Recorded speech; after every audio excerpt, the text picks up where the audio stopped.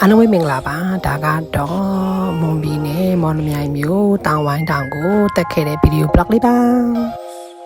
တောင်ဝိုင်းတောင်ကိုဘယ်လိုတက်ခဲ့တယ်လဲတငယ်ချင်းတွေနဲ့ဘယ်လိုပြောပပပြောခဲ့ကြတယ်လဲဘယ်လိုတွေခွေခဲ့ကြလဲဆိုတော့အဆုံးထိလိုက်ကြည့်ကြဖို့ဖိတ်ခေါ်အပ်ပါတယ်တောင်ဝိုင်းတောင်ကိုမနေ့6နာရီလောက်မှာတငယ်ချင်းတွေနဲ့အတူတူလမ်းလျှောက်ပြီးတက်ခဲ့ကြပါတယ်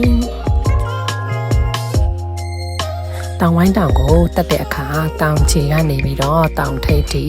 မိနစ်30-45မိနစ်လောက်ကြာပါတယ်တောင်ဝိုင်းကိုလမ်းလျှောက်ပြီးတော့တက်ချင်အပြည့်ရရှိနိုင်တဲ့အကျိုးကျေးဇူးတွေကတော့လေကောင်းလေတန့်တွေရှူရတယ်ရှုခင်းလေးတွေလည်းကြည်ရတယ်ကိုယ်နဲ့အတူတူပါလာတဲ့တငယ်ချင်းတွေနဲ့အတူတူဟိုချောင်းပြောဒီချောင်းပြောပြီးတော့ခွေရတယ်ဒါကြောင့်မလို့ပြောဖို့ကောင်းခဲ့ပါတယ်မွေနှောင်းမိပတက်ပေါ့ကွယ်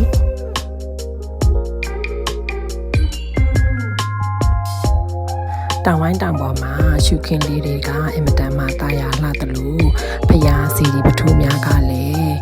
ကြီးညူဖွယ်ရာစိတ်အေးချမ်းဖွယ်ရာနဲ့အင်မတန်မှစိတ်ကိုအေးချမ်းစေခဲ့တဲ့နေရာလေးဆိုရင်လည်းမမှားပါဘူးဒါကြောင့်မလို့တငယ်ချင်းတို့လည်းတောင်ဝိုင်းတောင်ကိုလမ်းလျှောက်ပြီးတော့တက်ကြဖို့တိုက်တွန်းနှုတ်ဆော်လိုက်ရပါတယ်အားလုံးပဲပါပါနောက်ထပ်ဗီဒီယိုမှာပြန်ဆုံပါမယ်